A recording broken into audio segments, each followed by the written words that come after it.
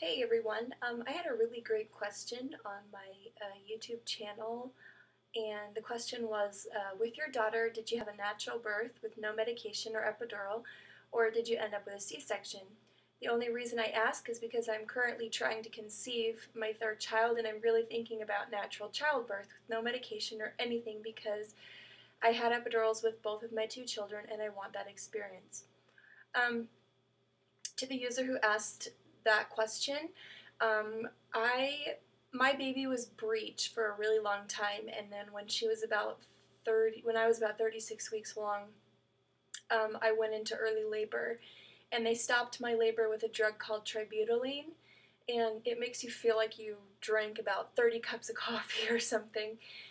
Makes you really hyper, and I think it made the baby hyper, and she turned over because at my appointment about 4 or 5 days later, she had turned head down. So I didn't need the C-section that I was actually scheduled for. I was able to deliver her vaginally. I did have an epidural. It was my choice. I really wanted one.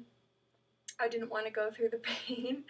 I personally feel that every mom should have the right and the experience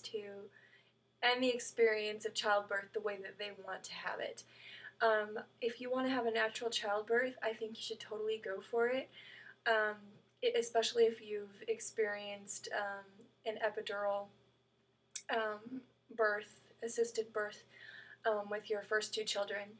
So the way I see it is, if you go for the natural birth and the pain becomes unbearable, you can always ask for the epidural anyway.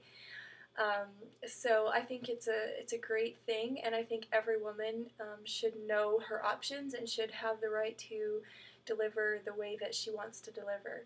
So that is my answer for you. I plan on having an epidural again with my next one. However, I do have sort of a rare form of scoliosis, which made it very difficult for them to place the epidural needle.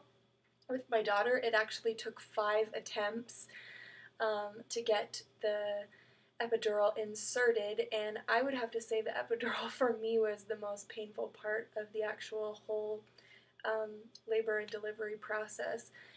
They actually ended up having to have me sit Indian chief style and lean completely over, like as far as I could, with that huge baby in my belly. And the 5th time, they were finally able to place the needle in a position that it actually worked.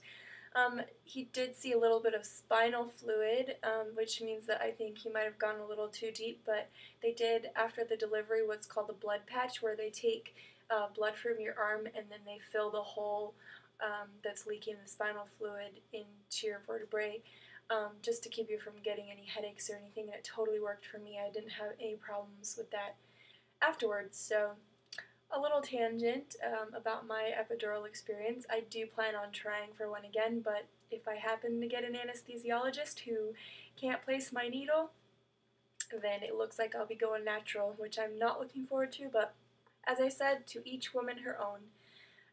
You should definitely give birth the way you want to. Thanks for watching, and I wish you guys all healthy and happy pregnancies. Thanks a lot. Bye.